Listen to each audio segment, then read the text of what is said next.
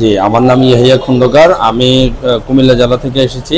আমি আজকে ভাইবা দিয়েছি সহকারী মৌলভী পদে। তো আমাকে প্রশ্ন করা হয়েছিল যে মানে আরবি ব্যাকরণ থেকে কিছু প্রশ্ন করা হয়েছিল এবং সেখানে ছিল হচ্ছে আমর কাকে বলে এবং কালিমা কাকে বলে এবং হাদিস সম্পর্কে জানতে চেয়েছিলেন। হাদিস সম্পর্কে জানলো যে মাশহুর মুতাওয়াতির হাদিস কাকে বলে, আর সেই সাথে কালাম সম্পর্কে জিজ্ঞাসা করলো এবং আমাকে লিখিত পরীক্ষায় একটা প্রশ্ন দিয়ে ওখানে খুতবাত রাসূলুল্লাহ সাল্লাল্লাহু আলাইহি সাল্লামের অংশ থেকে যেটুকু এসেছে ওটুকু আমাকে এবারত পড়তেও দিয়েছে। ধন্যবাদ। আসসালামু আলাইকুম, আমি ইসরাত জাহান দিনাজপুর জেলা থেকে এসেছি। আমি প্রথমে গিয়ে সালাম দিলাম, এরপর বসতে বললো, বসলাম। এরপর বললো কোথা থেকে পড়াশোনা করেছেন, বললাম রাজশাহী বিশ্ববিদ্যালয়। কোন বিষয়ে, বললাম আরবি সাহিত্য। এরপর আমাকে প্রশ্ন করা হলো যে তাব্বাত ইয়াদা আবি লাহাবি ওয়া তাব মা আগনা আনহু মালুহু ওয়া মা কাসাব। এখানে মা আগনা আনহু মালুহু ওয়া মা কাসাব এর অর্থ কি এটা আমি বলতে পারি নাই, আমার মনে আসতেছিল না।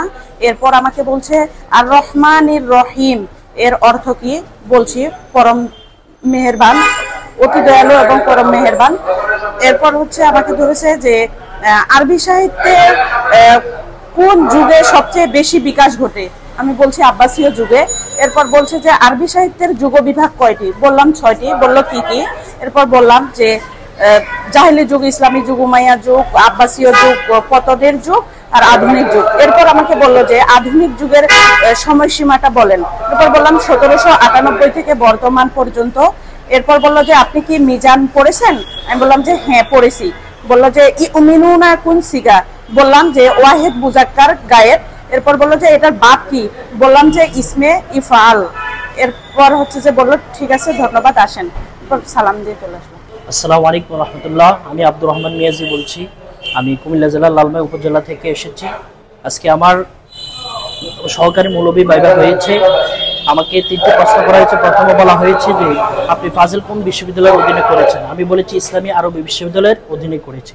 এরপর আমাকে প্রশ্ন করা হলো আবু হুরায়রা রাদিয়াল্লাহু তাআলা ইসলাম গ্রহণের পূর্ববর্তী নাম কি ছিল, আমি বললাম আব্দুশ শামস এবং আব্দু ওমর। এরপর বলা হলো যে ইসলাম গ্রহণের পর তার নাম কি ছিল, আব্দুর রহমান এবং আব্দুল্লাহ। এই দুইটা অ্যান্সার আমি করেছি। সাথে সাথে আমাকে প্রশ্ন করা হয়েছে আল মাদিনাতু শব্দ দিয়ে মুবতাদা হিসেবে একটি বাক্য গঠন করো।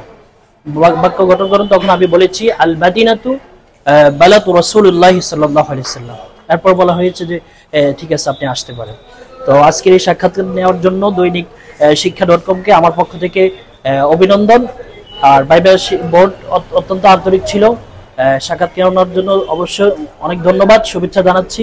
আশা করি সকলের ইনশাল্লাহ ভালো ভাইবা হবে এবং ভাইবা পরীক্ষা ভালো হবে সেই কামনাই করছি। আসসালামু আলাইকুম। আলহামদুলিল্লাহ, আমার নাম মোহাম্মদ আব্দুল গুফরান। আমি কুমিল্লা থেকে আসছি। আমার আজকে সহকারী মৌলভীর ভাইবা ছিল।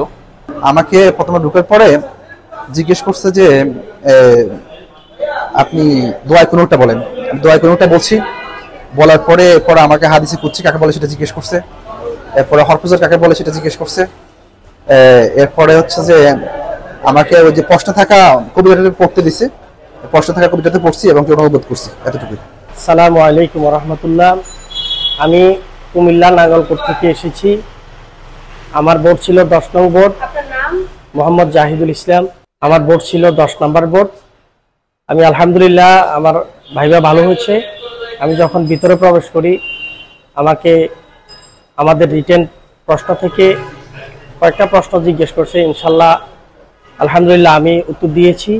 ভাইবা বোর্ড অত্যন্ত আন্তরিক এবং সদয়। ইনশাল্লাহ সকল ভাইবা পরীক্ষার্থীদের জন্য শুভকামনা রইল। আসসালামু আলাইকুম রহমতুল্লাহ।